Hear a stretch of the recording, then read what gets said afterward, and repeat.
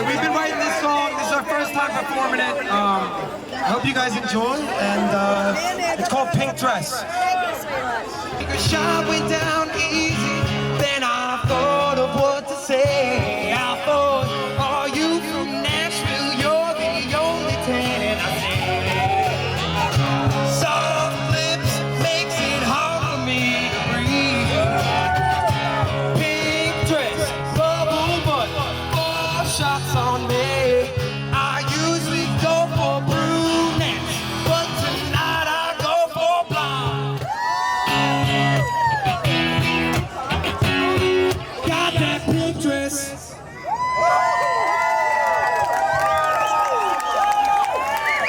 Thank you. What's going on, guys? So today I decided to make a video on our songwriting process and what we did to come out with our first song, pretty much. And it was really, really cool to do that. It was a really fun experience. I'm just gonna kind of go over basically just the whole process of what it looked like to do that, and just some things that I learned about the first song we've ever wrote. So the first thing was who was actually involved with it. First one, obviously me on guitar, and then we had my buddy Tom DiNapoli on vocals. He's actually going to be the lead singer of the band, and he's got a really cool voice. It's very raspy and very powerful, very loud. We had Justin Scheidling on drums. Now he's really, really dope. I would definitely go check him out. He does a lot of live gigs and stuff too, where he's just a solo drumming act. He plays at weddings, he plays at venues and all this stuff, and he's super talented when it comes to drumming. And then also our producer was Donnie Klang from the Loft Sound Studios. Now he is incredible. He's got an incredible ear. He is just a great producer, and he's a great musician too. He actually used to be a part of MTV's Making the Band, and you know, he had a record deal with Diddy and like all that stuff. So go check him out. He does a lot of work with a lot of incredible up and coming artists and big people. So check him out. So Donnie recorded the bass part for us because we don't have a bassist at the moment. And he also recorded an organ part, which was sick because I was not expecting an organ part in there. And all of a sudden he sends us the mixed track and he's like, yo, I added an organ in at the end. And I was like, oh, okay, cool. And I listened to it and it's fire. It sounds so good. I think the songwriting process is different for everybody, and I feel like that's a question that everybody always asks other musicians is, what's your songwriting process? And I don't think there really is one. I think it's just whatever happens, happens. But our songwriting process was kind of interesting. So Tom invited me over to his house. We went to his garage where we would jam, and we just started jamming and just coming up with different stuff and just trying to come up with things like, nah, it doesn't sound good, this sounds good. So I remember something my cousin taught me, which is called a word dump. Not taking a dump, a word dump. So basically the whole concept of a word dump is that you just take 10 minutes of uninterrupted time and you just write everything that's on your mind. It doesn't matter if it makes absolutely no sense. It doesn't even matter if it's just jargon, if you're just spitting out words. It does not matter. 10 minutes of uninterrupted flow. Whether you're thinking about a day or just whatever comes to mind, like literally if I'm looking at the sky and I see blue, like I'm literally just gonna write the sky is blue, there's a white cloud over there, and those trees look really nice, they're really tall. 95% of what you write is just gonna be bullshit. Do not think about it. Don't think about you're trying to write lyrics, because you're not. You're just emptying your thoughts onto a piece of paper, and something might come of that. Out of all the jargon that you wrote down, we picked a couple of sentences that we thought were good, that sounded nice, that we thought we had maybe potential, that maybe we could build off of. So we did that, and then out of those, we decided what might fit in the song, and then we just brainstormed some ideas from there. So word dump, 10 minutes of uninterrupted writing, do not stop. Pick a couple of sentences in there that you think sound cool, that you might be able to build off of. And then from there, brainstorm some ideas and how you can incorporate it into a song. So at first, it was kind of funny because the style of the song completely changed. So I was playing this funk riff, because I like playing funk and blues and stuff like that. But then I played something like as a joke, I played like a rock and roll chord progression. It sounded really, really good. I cranked a little bit of distortion on it and Tom liked it. and so did I. He took those lyrics and we put it then over our new chord progression. So from there, we experimented with just different melodies that were catchy, because once we had our chord progressions down, we were able to come up with some melodies over it. So we started writing lyrics and we started writing melodies over our verses and chorus. So basically, we wanted to differentiate the verse and the chorus, so I played the same chord progressions but in different inversions. So the chord progressions actually don't change in the chorus and the verse, but the inversions do, so it makes it sound like it's different, but it's not.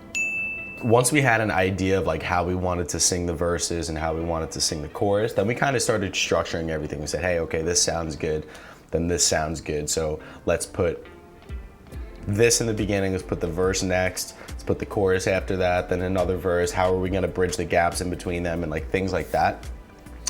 So also, when it comes to structuring a song, we didn't want it to be too plain, so we actually added a bridge in there. So we did basically verse, chorus, bridge, chorus. It's a very typical structure to a song. It's a very common thing to do, but it's common because it sounds good. So we got that down, we got the whole structure of the song down basically, and how we wanted to sing it and all that good stuff. So then we took a break for the night, and then we came back to the song a couple of days later, which I then recorded the rough draft for the guitar part too. So we took a break for that night because we structured the song properly and we got everything written down on paper pretty much, how we wanted to sing it, how we wanted the structure to go, and so forth. So we took a break, we went back to it a couple of days later, and I recorded the rough draft guitar part. And then Tom also recorded his vocals as a rough draft over it. Then we just also came up with like some type of crappy MIDI drum beat just to throw something in the back, just so someone got an idea of like how we wanted the build up and the dynamics to go.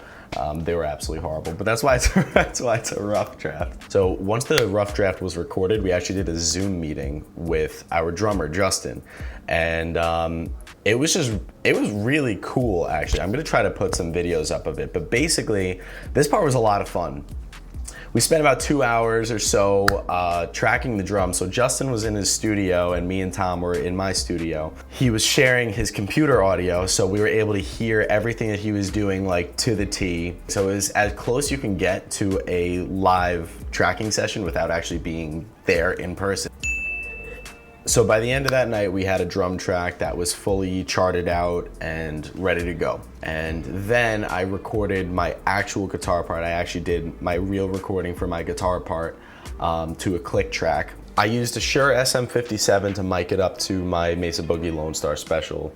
And I used my Soul Tool Laguz Custom. It's got a crazy German humbucker in the bridge.